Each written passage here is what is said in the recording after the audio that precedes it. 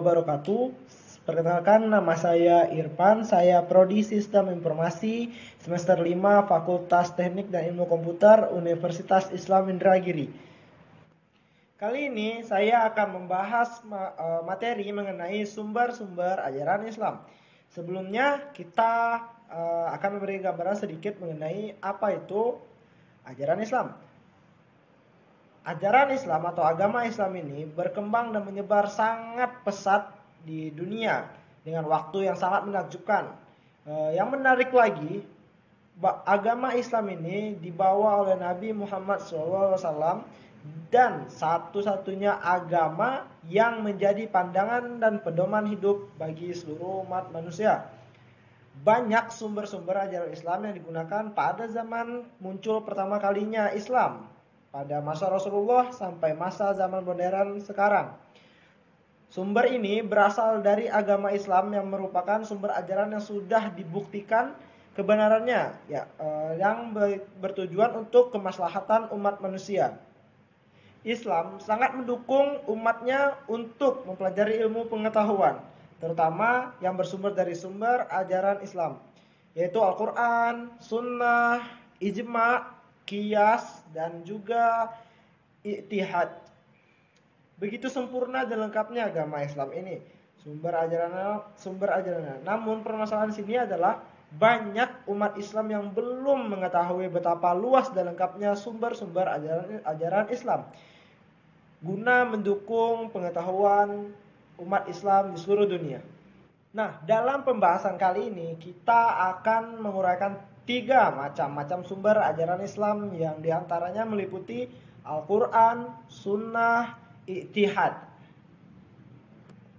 Nah, yang pertama ini adalah Al-Quran.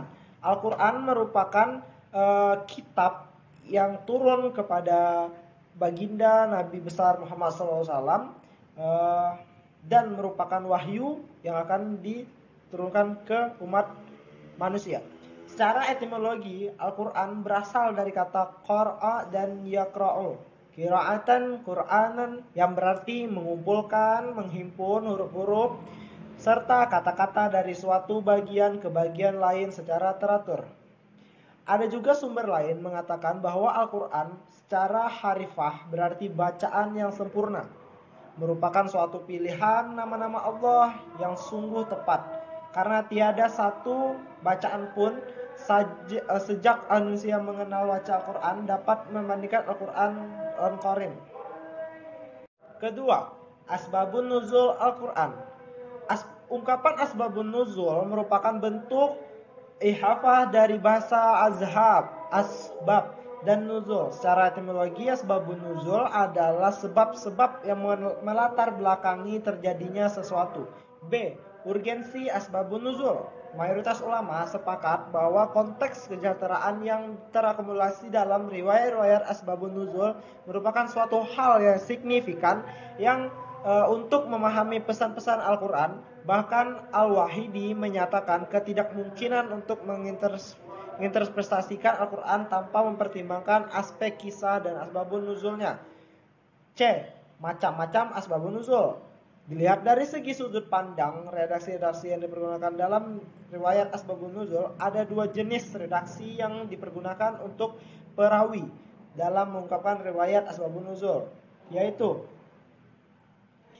baik yang pertama itu ada syarih, artinya riwayat yang sudah jelas menunjukkan asbabun nuzul dan tidak mungkin pula menunjukkan hal yang lain. Contoh riwayat asbabun nuzul yang menggunakan redaksi syarih ini adalah sebuah riwayat yang diawakan oleh Jabir bahwa orang-orang Yahudi berkata, apabila suami mendatangi kubul istrinya dari belakang, anaknya yang lahir akan juling.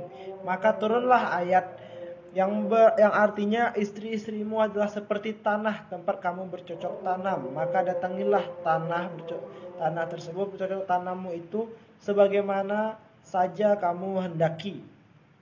Terus yang kedua ada muthamilah, kemungkinan. Artinya riwayat yang belum jelas menunjukkan asbabun nuzul dan masih memungkinkan pula menunjukkan arti lain. B. Hadis sebagai sumber hukum Islam. Umat Islam telah sepakat bahwa hadis merupakan sumber hukum kedua setelah Al-Quran, dan tidak boleh seorang muslim hanya mencukupkan diri dengan salah satu dari kedua sumber tersebut. Al-Quran dan hadis merupakan dua sumber hukum Islam yang tetap. Umat Islam tidak mungkin dapat memahami tentang syariat Islam dengan benar sesuai dengan tanpa Al-Quran dan hadis. Nah, sekarang kita bakal masuk ke mazhab dalam Islam. Nah, mazhab apa sih itu mazhab? Mazhab ini berasal dari kata syihah, masdar, mimi. Ya, ini kata sifat, terus ada isim makan, kata yang menunjukkan keterangan tempat, dari akar kata fi'il madi, zahaba, yang bermakna pergi. Jadi mazhab itu secara bahasa artinya tempat pergi, yaitu jalan. Sedangkan menurut istilah ada beberapa rumus. Mazhab Imam Abu Hanifah. Imam Abu Hanifah yang dikenal dengan sebutan Imam Hanafi mempunyai nama lengkap Abu Hanifah Al-Numan bin Sabit bin Zutta Al-Kufi. Lahir di Irak pada tahun 80 Hijriah atau 699 Masehi.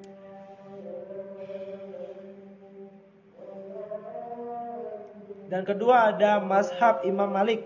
Mazhab Imam Malik ini Imam Malik sendiri lahir di kota Madinah Al-Munawwarah. Sedangkan mengenai masalah tahun kelahirannya terdapat perbedaan riwayat pada Al-Yafi dalam kitabnya. Terus ketiga ada mazhab Imam Syafi'i. Mazhab Syafi'i didirikan oleh Abu Abdullah Muhammad bin Idris Asy-Syafi'i. Ia wafat pada tahun 767 Masehi, yakni atau 158 Hijriah. Selama hidup beliau pernah tinggal di Baghdad, Madinah, dan terakhir di Mesir. Dan keempat ada mazhab Imam Ahmad. Beliau adalah Abu Abdillah Ahmad bin Muhammad bin Hanbal Asy-Syaibani. Imam Ahmad ini dilahirkan di ibu kota Kekhalifahan Abbasiyah di Baghdad, Irak pada tahun 160 Hijriah atau 790 Masehi. Baik, nah segitu saja yang dapat saya sampaikan mengenai macam-macam sumber ajaran Islam. Sekian dari saya ucapkan terima kasih.